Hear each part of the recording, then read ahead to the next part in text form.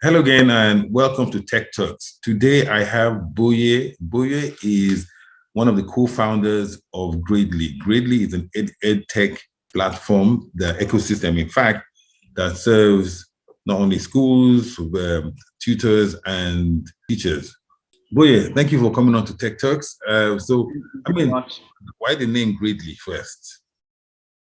I think, what's interesting about the name is that I think it came out at the end as perfect, but initially started with wanting to find something that speaks to how analytics was a big part of how we're doing things. So it's like, how do you analyze? Data was essentially at the heart of it, right? We started at the homework tool, was how do we use homework data to find out where the gaps of children are and then do something about it. So we're looking for names that were more apt than others. So we had quite a number of names, and it ended up being great. That came out really perfect. The question I like to ask on this show is, before you started Gridley, you were doing something else. Why did you now, switch to this? And what problem were you trying to solve? And why did you think that was a problem for many people? That's the reason why people do this thing, because they think that a lot of people are going through this and they have, because in the end, they have that it will be successful based on scale. Yes. So essentially what my career path has taken me through edtech, then fintech, and back to edtech. So I'd always been passionate about education. So I started with edtech, but when I started my first edtech startup in 2012, kind of immediately after school, the market wasn't ready in the sense that internet access wasn't really so major. Schools, I had to go to computer labs in schools and network them physically in order to put content on there. So I had done something like this before. So when I realized that, the K-12 market seemed to be very nascent, I then went to work with a mentor of mine who was running a company called Venture Garden Group. And in Venture Garden Group, they were doing for what we're trying to do for secondary and primary, they were already doing it for tertiary, right?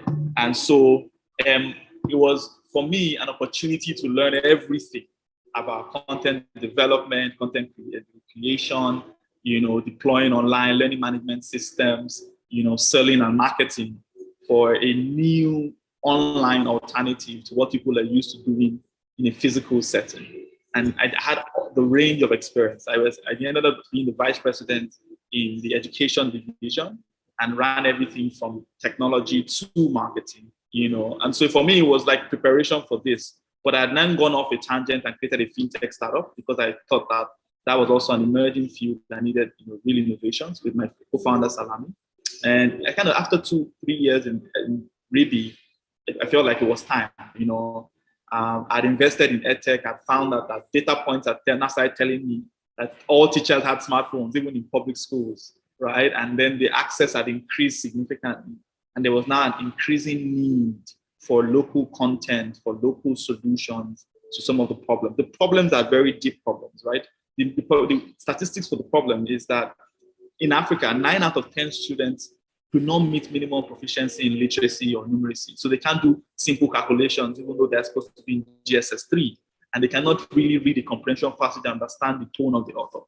And so you really have problems like that, compound and create a market of young people in the future that are not going to be employed or employable because we are, the economy has advanced to even a more advanced knowledge economy. So this is the problem. And it's a problem at scale in Africa and even globally.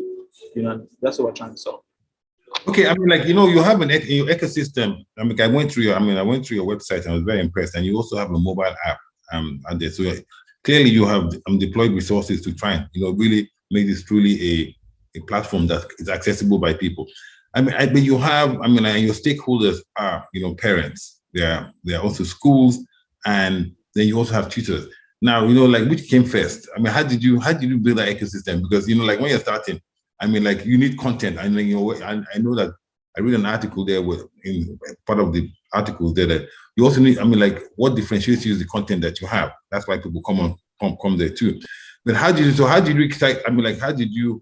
Who did you start off with first? Was it the parents? Was it getting the tutors first, or the schools, or you just did all three at the same time? That's the story. That's something I'm eager to hear. It's interesting. what's interesting is also the fact that we're like 2 years plus, 2 years, 2.5 plus Exactly. years. Yeah. A very young company that builds literally what we call an ecosystem. Yeah. How we started at the heart of why we started. I remember someone from the World Bank saying, we don't have data. We spent $3 million in a state in Nigeria to find out data about how teachers teach and how students learn and how you can improve that interaction.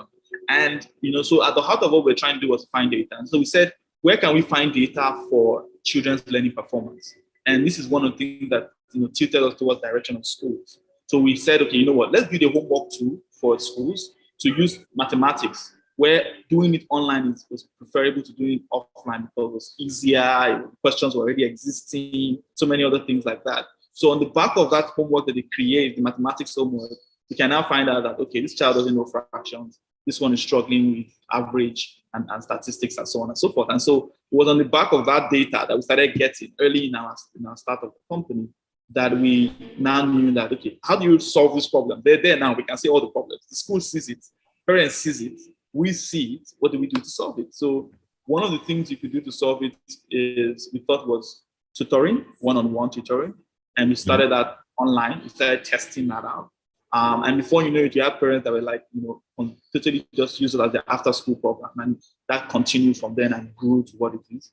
And then for the video lesson part, it was, how do you make tutoring cheap enough and reusable? Because if you have to always book it an hour with a tutor for every small problem that you have, understanding of the concept, it will get very expensive pretty fast.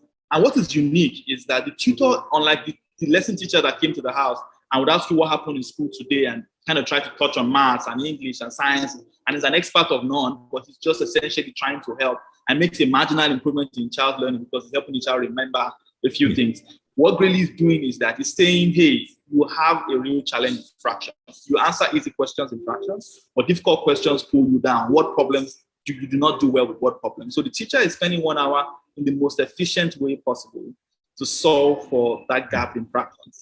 And that is kind of, so you can book just exactly what you need.